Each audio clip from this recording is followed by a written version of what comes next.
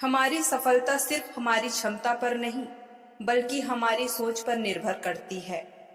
लेखिका दो तरह के सोच के बारे में बताती है, फिक्स्ड माइंडसेट और ग्रोथ माइंडसेट।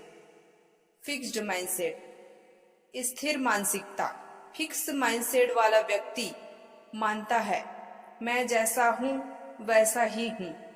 अगर उसे किसी काम में परेशानी आती है तो वह सोच सकता है, मुझसे नहीं होगा, मैं इसमें अच्छा नहीं हूं, मेरे अंदर टैलेंट नहीं है, लोग मेरे बारे में क्या सोचेंगे, गलती हो गई तो मेरी इज्जत चली जाएगी। ऐसा व्यक्ति अक्सर चुनौती से बचता है, क्योंकि उसे लगता है कि असफलता उसकी क्षमता का परिणाम है। लेकिन असल में गलती आपकी क्षमता का अंतिम फैसला नहीं है। ग्रोथ माइंडसेट, विकास की मानसिकता। ग्रोथ माइंडसेट वाला व्यक्ति सोचता है, अभी नहीं आता लेकिन सीख सकता हूँ। वह अपनी क्षमता को स्थिर नहीं मानता। अगर उसे कोई काम मुश्किल लगता है तो वह कहता है, मुझे अभी यह नहीं आता, मुझे सीखने की जरूरत है। यही छोटा सा शब्द अभी बहुत शक्तिशाली है। मैं नहीं कर सकता और मैं अभी नहीं कर सकता, इन दोनों के बीच बहुत बड़ा अंतर है। चुनौती से भागना नहीं। ग्रोथ माइंडसेट वाला व्यक्ति चुनौती को खतरे की तरह नहीं देखता, वह चुनौती को सीखने का मौका समझता है। मान लीजिए आपने कभी कैमरे के सामने वीडियो नहीं बनाया। पहली बार आवाज अटक सकती है, दूसरी बार आत्मविश्वास कम हो सकता है, तीसरी बार आपको लगेगा कि वीडियो अच्छा नहीं बना।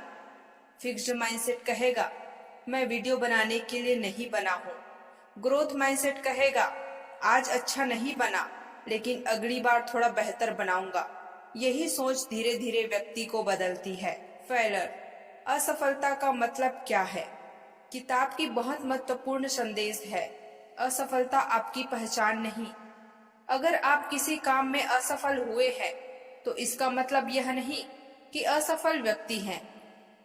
इसका मतलब सिर्फ इतना है कि आपका वर्तमान तरीका काम नहीं कर पाया। अब सवाल होना चाहिए, मैंने इससे क्या सीखा, न कि मैं इतना खराब क्यों हूँ। एफर्ट, मेहनत को महत्व देना। कई बार हम सोचते हैं कि सफल लोग इसलिए सफल है क्योंकि उनमें जन्म से टैलेंट था, लेकिन ग्रोथ माइंडसेट हमें सिखाता है कि प्रयास, अभ्यास और सीखने की प्रक्रिया बहुत महत्वपूर्ण होती है। जब आप रोज थोड़ा थोड़ा सुधार करते हैं तो आपकी क्षमता भी विकसित होती है। इसलिए मेहनत को सिर्फ परिणाम से मत जोड़िए। कभी कभी मेहनत का पहला परिणाम पैसा नहीं होता, पहला परिणाम होता है स्किल, फिर आता है कॉन्फिडेंस, फिर एक्सपीरियंस और फिर धीरे धीरे रिजल्ट। क्रिटिज्म, आलोचना से क्या करें? जब कोई हमारी कमी बताता है तो हमारा मन तुरंत कहता है, इन्होंने मेरी बुराई की। लेकिन ग्रोथ माइंडसेट पूछता है, इस बात में मेरे लिए सीखने लायक क्या है?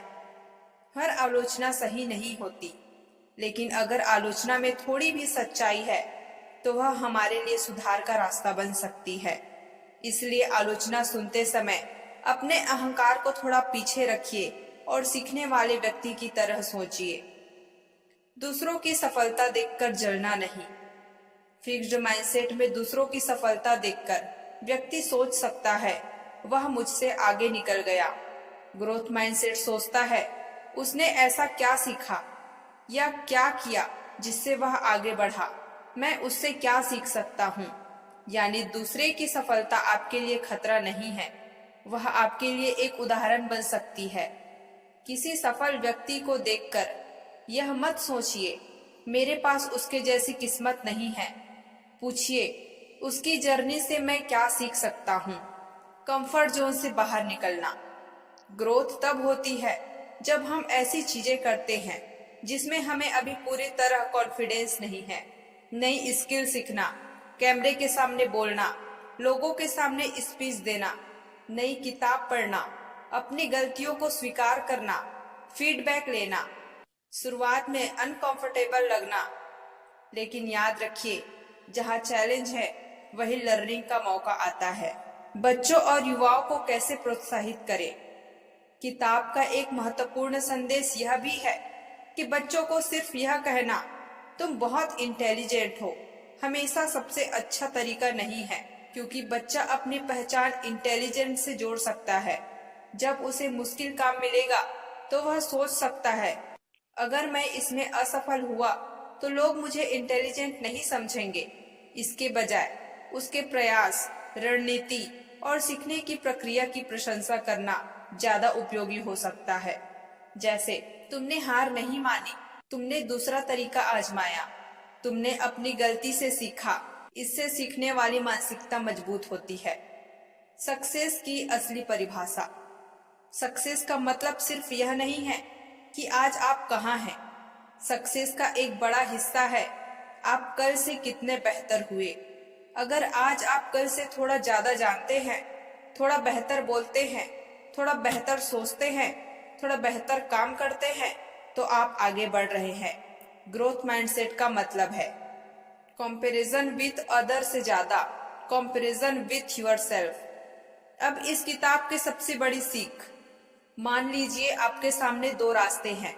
एक रास्ता कहता है मैं इतना ही कर सकता हूँ, दूसरा रास्ता कहता है मैं सीख सकता हूँ, बदल सकता हूँ और बेहतर बन सकता हूँ। पहला रास्ता फिक्स्ड माइंडसेट है, जबकि दूसरा रास्ता ग्रोथ माइंडसेट है। और किताब हमें यह समझाती है कि अपनी क्षमताओं को अंतिम और स्थिर मानने के बजाय हमें सीखने, अभ्यास और सुधार की संभावना पर विश्वास करना चाहिए। जब भी आपके मन में आए मुझसे नहीं होगा, उसे बदलकर बोलिए मैं अभी नहीं कर पा रहा हूँ लेकिन सीख सकता हूँ। जब असफलता मिले मैं असफल हूँ मत कहिए, पूछिए इस असफलता ने मुझे क्या सिखाया। जब कोई आपसे आगे निकले मैं पीछे रह गया मत सोचिए, पूछिए मैं उससे क्या सीख सकता हूँ। और जब कोई चुनौती आए यह बहुत मुश्किल है, इसकी जगह सोचिए यही तो मुझे ग्रो करने का मौका दे रही है।